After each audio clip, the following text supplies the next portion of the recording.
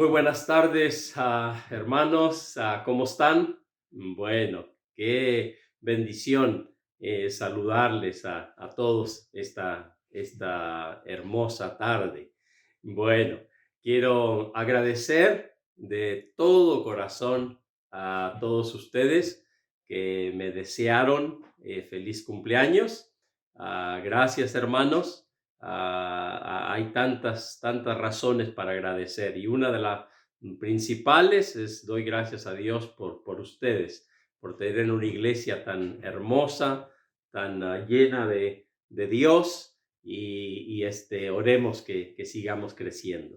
Bien, ¿qué les parece entonces, hermanos? Si abrimos nuestras Biblias, por favor, allá en Apocalipsis capítulo 2, el último libro de la Biblia, en el capítulo 2, y vamos a leer los versículos de el 8 al 11, del 8 al 11. Bien, y esta es la segunda, el segundo estudio que tenemos sobre el mensaje de Dios, de Cristo, precisamente Jesús que está en medio de su iglesia. Esta es la segunda carta que Cristo manda a las iglesias ahí en Asia Menor. Y ya vimos la carta de la iglesia que Jesús escribió a Éfeso, y ahora estamos viendo la carta. Esta es la carta más corta. Vamos a estudiar la iglesia que Jesús mandó a la iglesia de Esmirna. Y esta es una carta, esta es la carta más corta de las 7 cartas que él escribió, y con un tremendo mensaje para nosotros y para la iglesia de todos los tiempos, sobre todo la iglesia que está padeciendo, que está sufriendo, que está pasando por momentos de prueba, de dificultad. Y bueno, en cierta manera, muy apropiada para estos tiempos, ¿verdad? En que estamos viviendo de pandemia, porque obviamente este es un ataque también de Satanás y ha afectado a todo el mundo, pero obviamente mucho ha afectado también a la iglesia de nuestro Señor Jesucristo, y nada que ver, ¿verdad?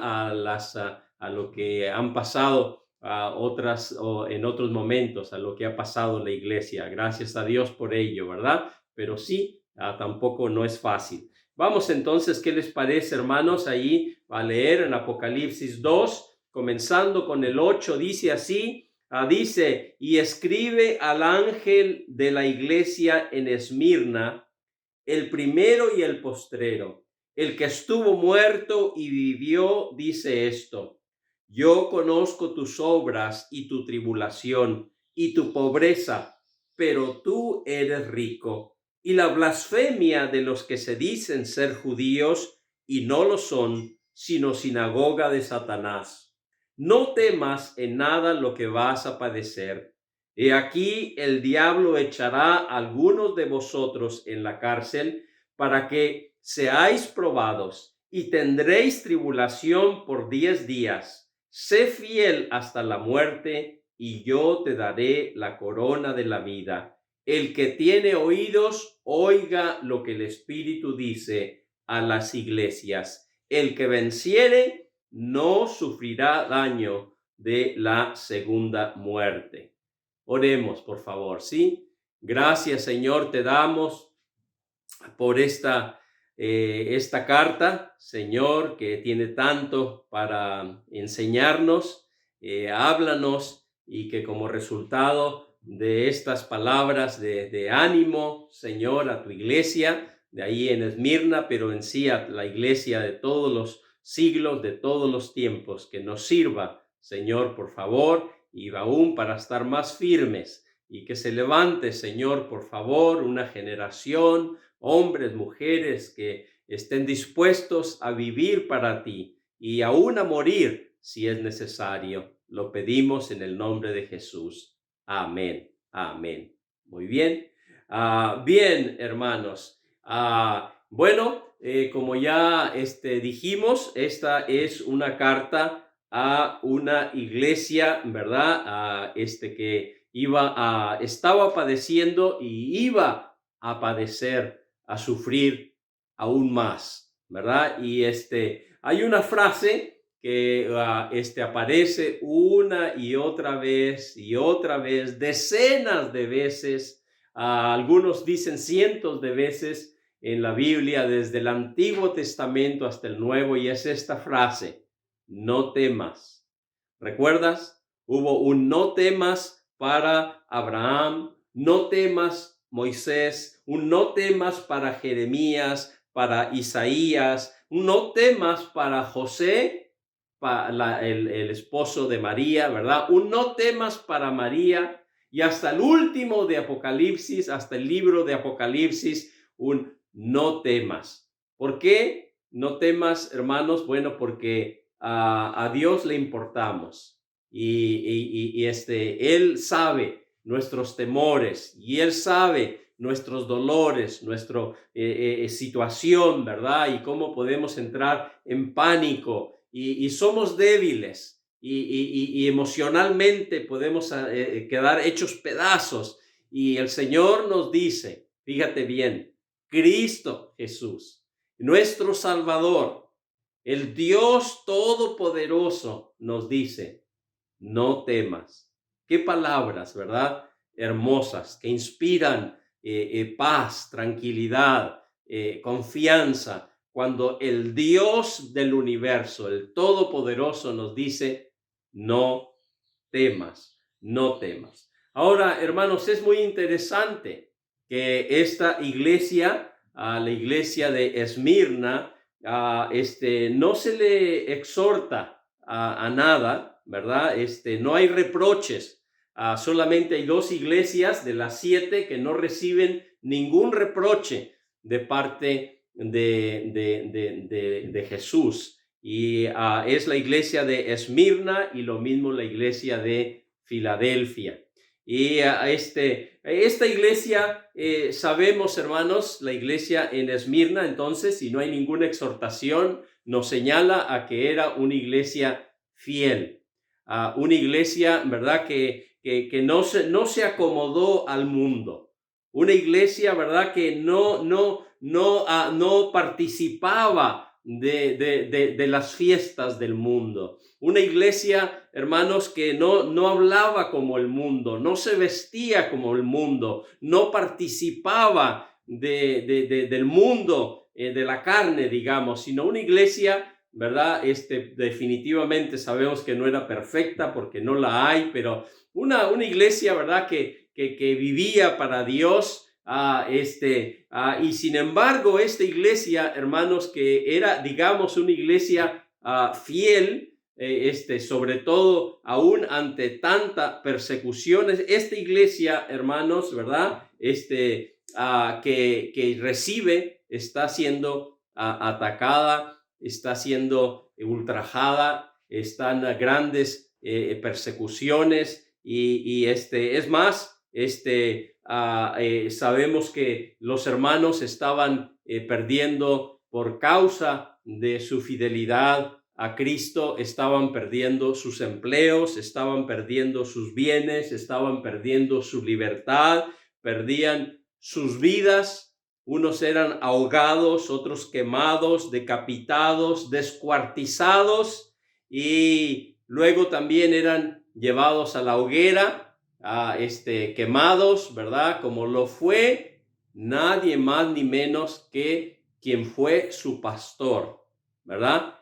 Discípulo de Juan, el que está justo, el que estaba escribiendo esta carta. Ya en este momento Policarpo, ¿verdad?, estaba ya de pastor, o estaba por tomar la iglesia allí en Esmirna, y Policarpo pagó, ¿verdad?, con su vida, y le quitaron su vida. Fue a la hoguera por ser fiel al Señor Jesucristo. Y eso lo vamos a ver un poquito más adelante. Pero vamos a ver entonces, hermanos, esta iglesia, examinar un poquito y ver qué es lo que podemos aprender. En primer lugar, hermanos, Esmirna era una iglesia que era triunfante, aunque era atribulada. Una iglesia que era triunfante, aunque era atribulada. Dice ahí el versículo 9, dice, yo conozco tus obras y tu tribulación. Fíjate bien, hermanos, que Jesús le dice a la iglesia, yo conozco tus obras. Que en otras palabras, hermanos, Dios está caminando, Dios sabe lo que está sucediendo en su iglesia. Bueno, alguien podría decir, pero pastor, yo pensé que no éramos salvos por obras. Y por supuesto, no somos salvos por obras, pero sí, hermanos, hemos sido dejados acá en esta tierra para hacer buenas obras, ¿verdad? Y Dios conoce estas obras, hermano. No sé cómo andas tú, no sé cómo estás en cuanto a tus obras. Yo sé que no te van a salvar, pero si tú eres creyente, debes estar ocupado en buenas obras, ¿verdad? Para dar testimonio de nuestra salvación. Y bueno, dice también, le dice, ¿verdad? Yo conozco tus obras y también dice, yo conozco tu tribulación, tu tribulación. Hermanos, Dios conoce, ¿verdad? Nuestros problemas. Él conoce nuestras dificultades. Él conoce nuestras tribulaciones. Él sabe lo que nosotros estamos pasando individualmente y también como iglesia. Él sabe y a Él le importa, ¿verdad? Y por eso precisamente es que les escribe esta carta, no para reprocharles, sino para animarles, para fortalecerles, para ayudarles a mantenerse firmes en el buen camino, ¿verdad? Y acá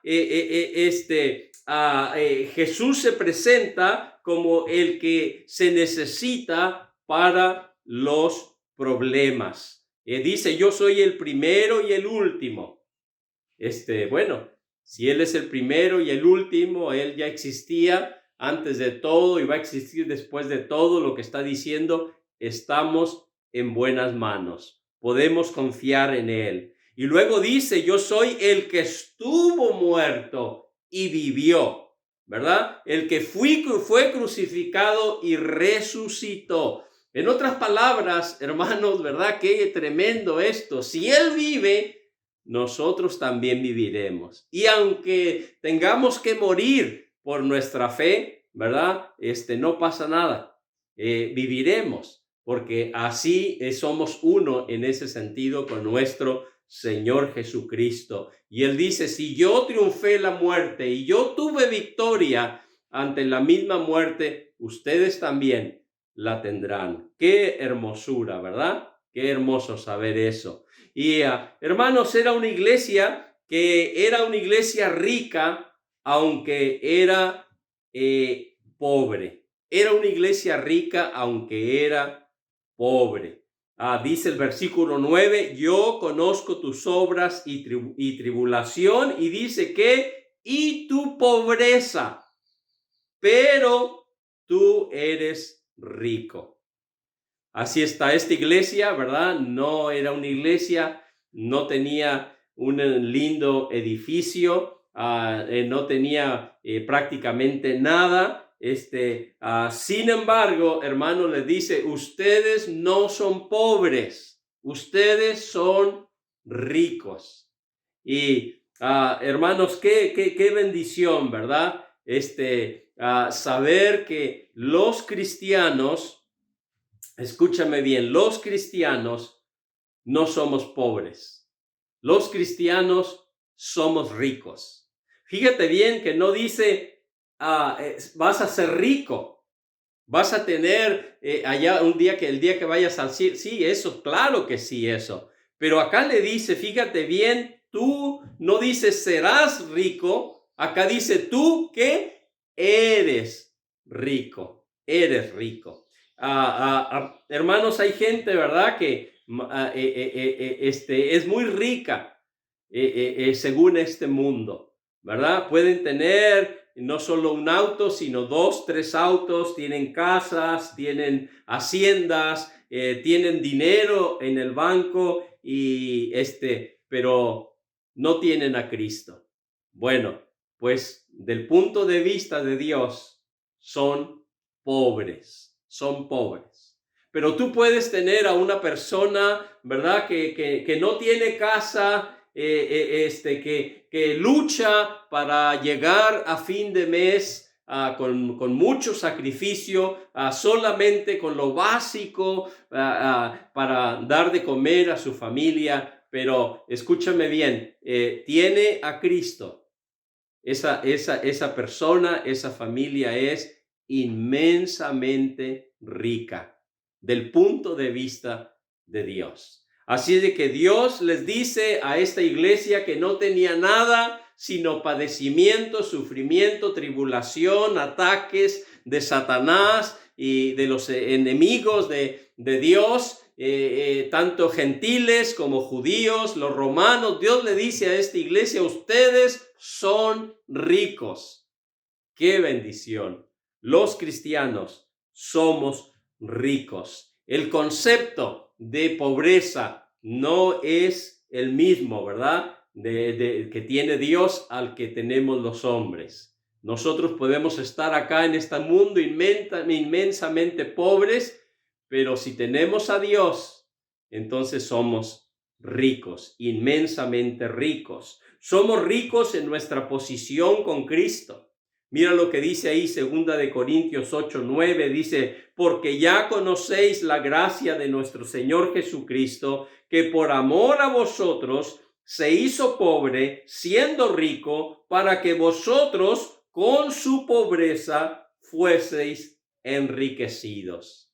Amado hermano, somos ricos al participar en el vituperio de Cristo. ¿Sí? Parece una contradicción, ¿verdad? Una paradoja, pero lo es así. Dice Hebreos 11:26, dice: teniendo por mayores riquezas el vituperio de Cristo que los tesoros de los egipcios, porque tenéis puesta la mirada en el galardón. Así de que, hermanos, somos inmensamente ricos y sobre todo al participar, dice, del vituperio, de los ataques, de las burlas, de los menosprecios por nuestra fe, por seguir a Jesucristo, ¿verdad? Somos ridiculizados o somos atacados somos desafiados. Dice la palabra que somos bendecidos. Somos ricos en nuestra fe. Mira lo que dice Santiago 2:5: hermanos míos amados, oíd.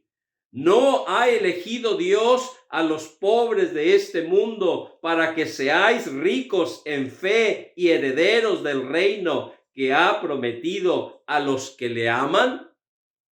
Y por supuesto sí. Así es de que yo te quiero felicitar, amado hermano.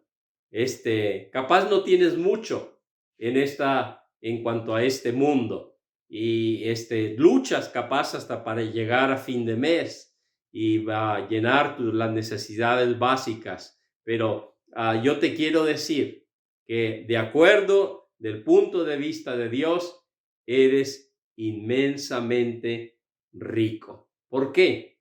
Porque tienes a Jesucristo, tienes el perdón de pecados, la salvación, la vida eterna. ¿Qué más? ¿Qué mejor que tener eso? Qué bendición, ¿verdad? Pero también, hermanos, vemos una iglesia que dice que fue fiel aunque sufría. Una iglesia que fue fiel aunque sufría. Dice el versículo 10, dice: no temas en nada lo que vas a padecer. He aquí el diablo echará a algunos de vosotros en la cárcel para que seáis probados, y tendréis tribulación por 10 días. Sé fiel hasta la muerte, y yo te daré la corona de la vida.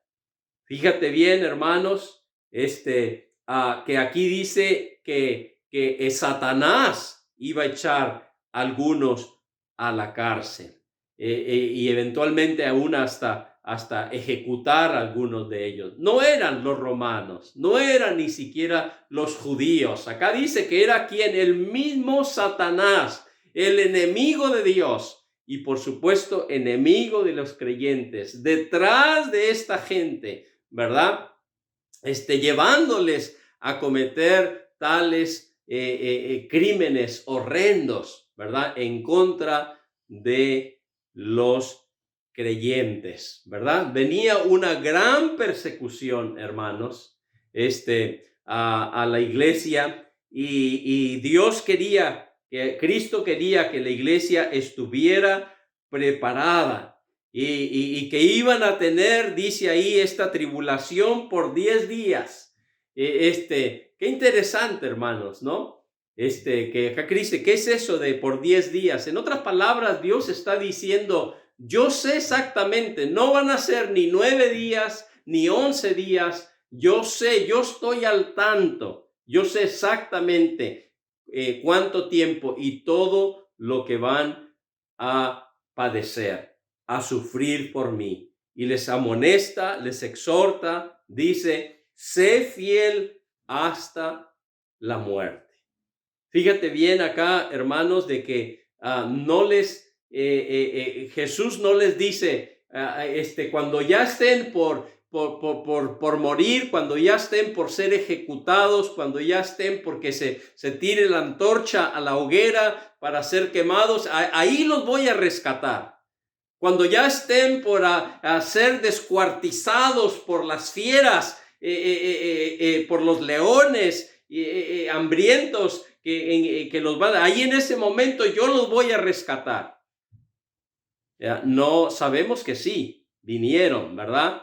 Y las multitudes los ponían, ¿verdad? En aquellos estadios enormes. Esto es historia, hermanos. A veces la familia entera se les exhortaba para que negaran su fe y si no lo hacían venían estas fieras y los descuartizaban y Jesús no les promete salvarles antes de la muerte, sino que Él promete salvarnos después de la muerte.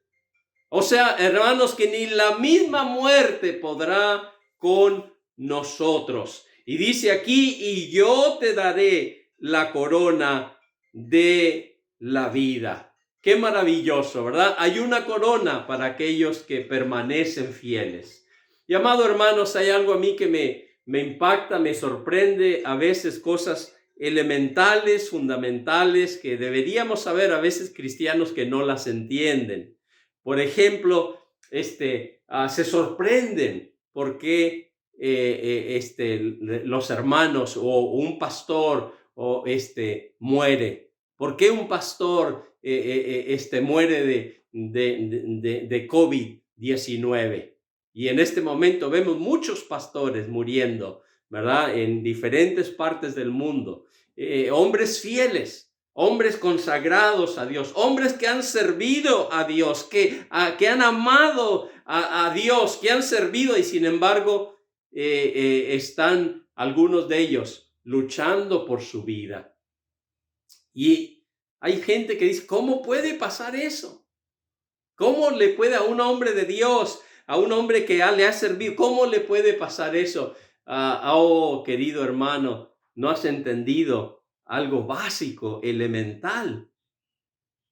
Estás escuchando esas, obviamente, doctrinas totalmente equivocadas de pare de sufrir. No, hermano, mira lo que le pasó al apóstol Pablo. Mira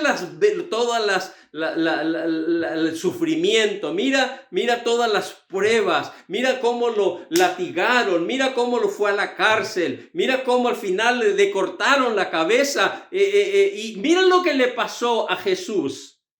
Y si nosotros somos sus discípulos, pues nos puede pasar lo mismo. Y por supuesto que los pastores nos enfermamos y padecemos persecución y podemos morir, pero eso es cualquier cristiano. ¿Dios falló? No, no, para nada. Dios nunca va a fallar. Y hermanos, ese Dios quiere que entienda la iglesia. Y muchas veces, amado hermano, déjame te digo, entre más fieles y más consagrados y más dedicados somos al Señor, más pruebas nos van a venir. Y es lo que le pasaba acá a la iglesia de Esmirna. Una iglesia fiel, una iglesia que no se contaminó, una iglesia responsable, una iglesia dedicada a Dios. Sin embargo, la vemos una iglesia que estaba pasando por muchos padecimientos. Y yo quiero, hermanos, que pienses en un momento acerca de lo que pasó con los apóstoles. ¿Viste? Hay personas que no entienden estas cosas. Los apóstoles, yo te hago esta pregunta, ¿fueron hombres fieles? ¿Fueron hombres que amaron a Cristo, sirvieron a Cristo? Definitivamente sí, excepto Judas. Pero yo quiero que sepas, no eran perfectos y fallaron, ¿verdad? Sobre todo al principio de su vida cristiana. Pero yo quiero decirte, mira cómo murieron los apóstoles. Los apóstoles, aquellos que anduvieron con Jesús, aquellos, ¿verdad? Que amaron a Jesús, aquellos a los cuales Jesús les prometió vida eterna. ¿Cómo murieron? Pedro, crucificado. Andrés, crucificado. Mateo, a espada. Juan, de muerte natural. ¿Ok? Juan, el apóstol Juan, de muerte natural, es el que escribió esto que estamos leyendo aquí en Apocalipsis. Santiago, hijo de Alfeo, crucificado. Felipe, crucificado. Simón, crucificado. Tadeo, asesinado con flecha. Santiago, hermano de Jesús, apedreado. Tomás, con una lanza. Bartolomé, crucificado. Santiago, hijo de Zebedeo, con espada. En otras palabras, hermanos, la mitad de los apóstoles, la mitad de ellos fueron crucificados. Luego, 2 murieron con espada. Ya fueron probablemente degollados. Uno murió con flechas, el otro apedreado, uno con lanza, y solamente de los 12 apóstoles, uno murió de muerte natural, que es el apóstol Pablo, el apóstol Juan, el que está recibiendo estas revelaciones impresionantes mientras él está en la isla de Patmos. Ha sido exiliado, ha sido llevado ahí como una cárcel, ¿verdad? Y ahí entonces él está teniendo estas visiones y está hablando acerca de esta gran persecución. Amado hermano,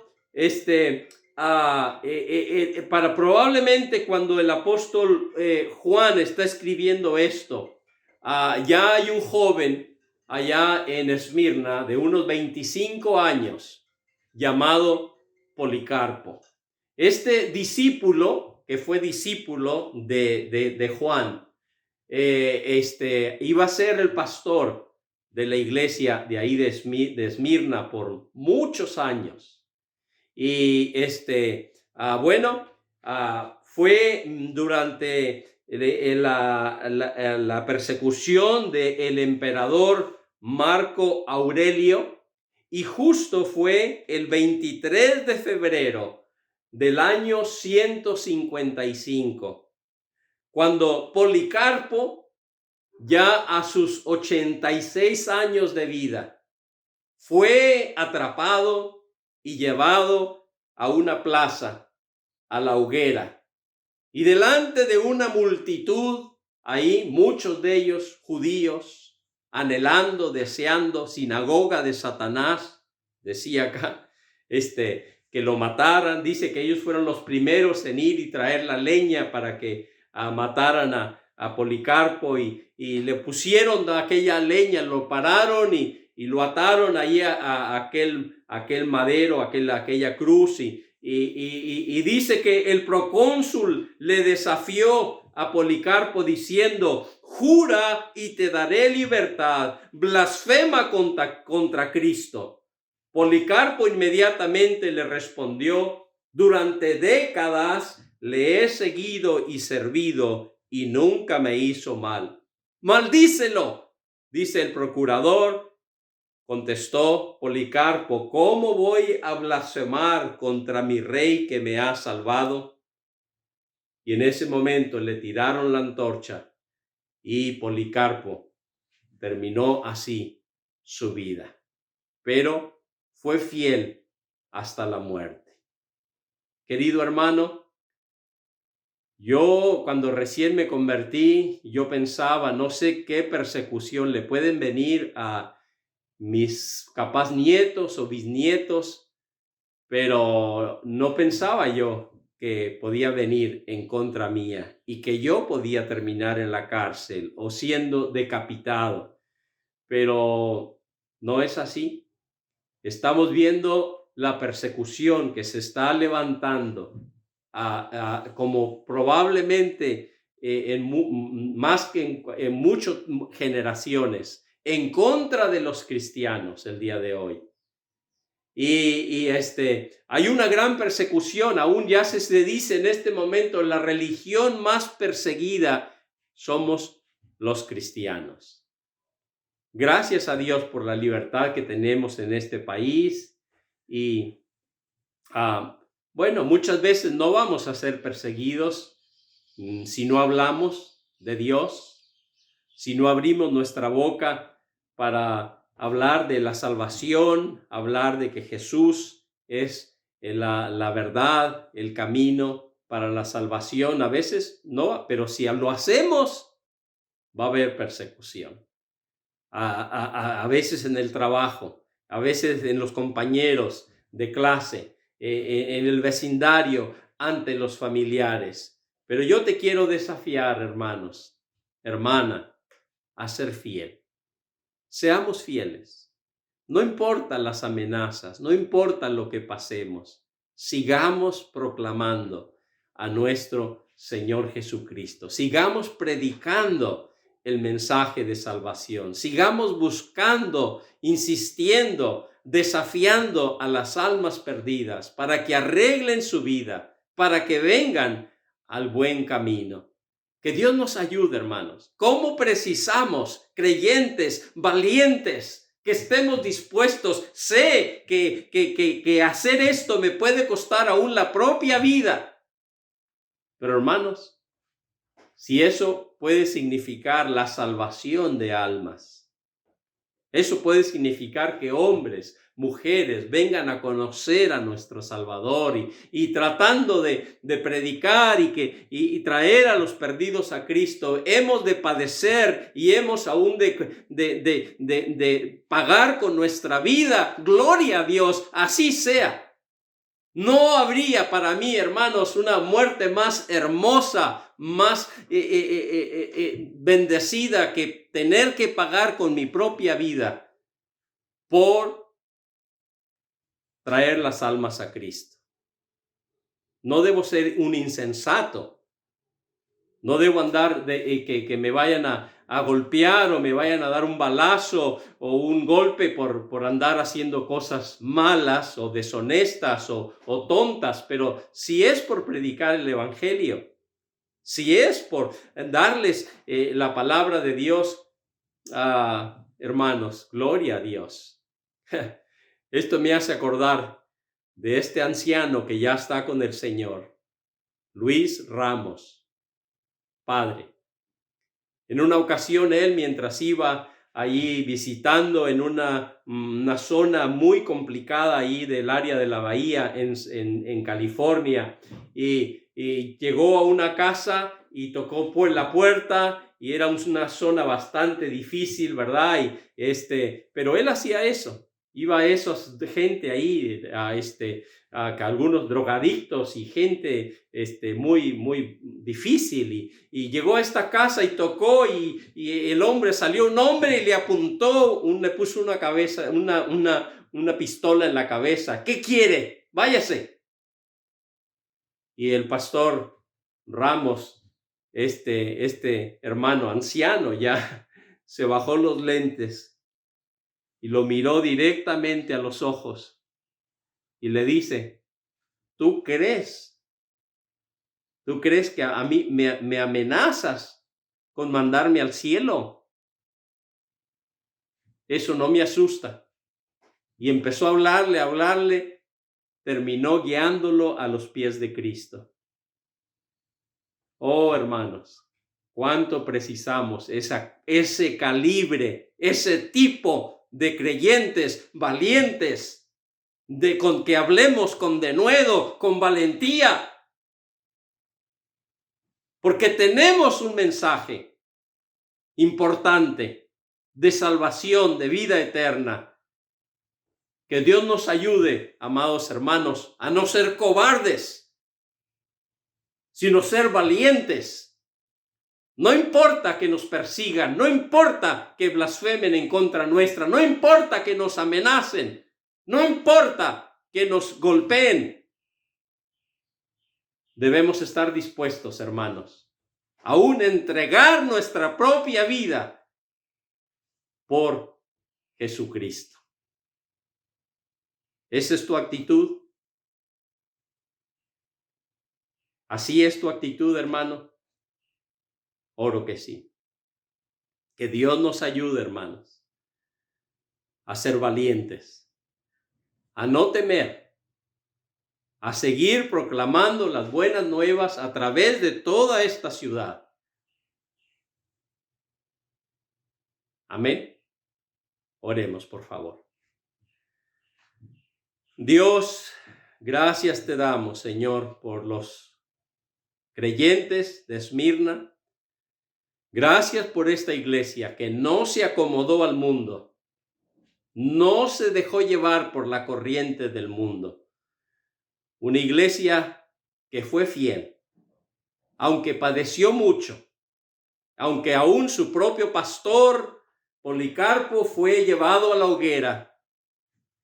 No solo él, Señor, pagó con su vida, sino seguramente otros más. Ayúdanos, Señor, por favor, a ser valientes, fieles, a estar dispuestos aún a dar nuestra propia vida por el Evangelio, por ti, si es necesario. Por favor, Señor, lo pedimos. Que levantes una generación de hombres, mujeres, jóvenes, adolescentes, firmes, valientes en ti. En el precioso nombre del Señor Jesús lo pedimos. Amén y amén. Dios les bendiga, hermanos, y les dé muy buena semana. No se olvide congregarse el miércoles, ya sea acá en el Real o allá en el General. Buenas tardes.